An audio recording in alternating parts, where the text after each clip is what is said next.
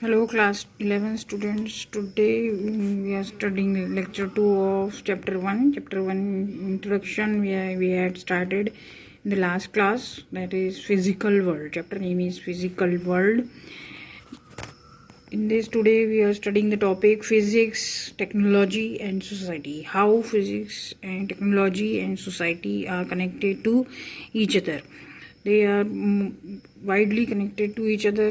अगर physics में जो भी थ्योरीज दी गई हैं वो टेक्नोलॉजीज़ में यूज़ की जाती हैं, और सोसाइटी में जो भी what ever requirements society require on the basis of physics theories, the instruments are designed on the basis of that theories. So all the three things are connected to each other. जैसे कि example है आपका, if you take an example of thermodynamics में is the need to it arises because of need of heat engines बनाने थे, इसलिए वहाँ पे थ्योरी आई थर्मोडायनेमिक्स की.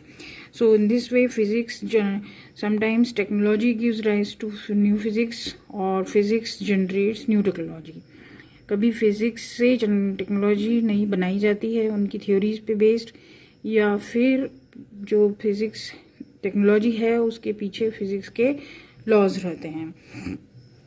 सिमिलरली आप देखेंगे all the three things are connected to each other. Physicists also try to discover the rules that are operating in nature on the basis of observations, experimentation and analysis. क्योंकि physics is based on nature and natural phenomena है study उसका, तो उसी के basis पे सारे फिनोमिने और experimentation किए जाते हैं और लॉज उसी पे बेस्ड गवर्न होते हैं. Next is that all laws are governed on the basis of forces. So fundamental forces in nature आपको पढ़ने हैं. That is the physical world में बहुत सारे forces होते हैं. हाँ, what type of force? कोई भी ऑब्जेक्ट एक जगह दूसरी जगह जा रहा है तो that is on the basis of some force, impact force between them. अगर आप मैरी गो राउंड में भी घूम रहे हैं तो उसमें भी कोई ना फोर्स लगता है, तभी वो ऊपर या नीचे जाएगा. तो basis on natural phenomenas they have derived many more forces. In further chapters one by one you will study, but basic three forces are gravitational force, fundamental forces are electromagnetic force, strong nuclear force and weak nuclear force. You go through the chapter, तो इन forces के बारे में detail study आप कर सकते हैं.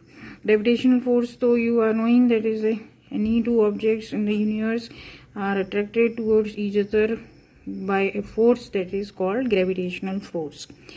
The second is electromagnetic force. Electromagnetic force electricity और magnetic जहाँ पे फील्ड दोनों अवेलेबल हैं उसमें इलेक्ट्रोमैग्नेटिक फोर्स प्रोड्यूस होता है. That detail study you will do in class 12th. Then third one is strong nuclear force. Strong nuclear force, nucleus किसी भी एटम में रदरफोर्ड ने कहा था कि एटम से एनर्जी नहीं निकलती, but afterwards scientist have derived energy from the nucleus and nuclear reactors बने.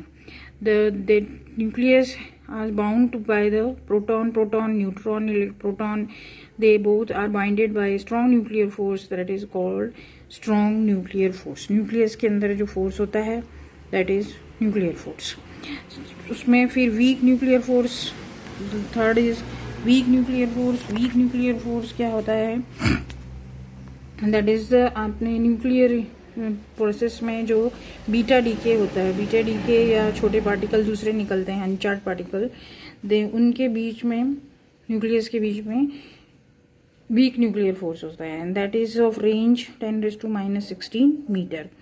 तो all these are the four fundamental forces. On the basis of this आपके बाकी के फोर्सेस उसी के एटॉमिक लेवल पे इसी पे डिपेंड है, इन बेसिक फोर्सेस पे. बाकी फिर दूसरे फोर्सेस भी आएंगे, वो चैप्टर फर्दर चैप्टर्स में आप पढ़िएगा. Frictional force that is depend upon the minute molecular level पे वो फोर्स होता है,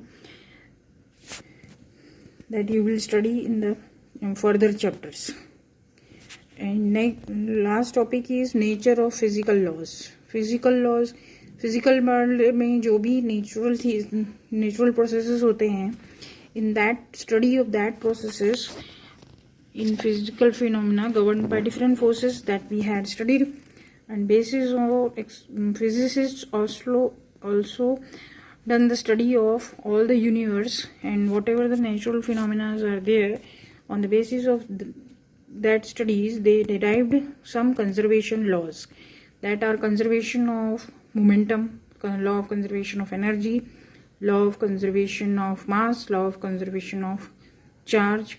All these laws you will study in further chapters and in detail. Conservation of momentum means your velocity will not change, will not exhausted, it will change from one object to another. Conservation of energy means energy will neither be created nor be destroyed, it will transfer from one form to another.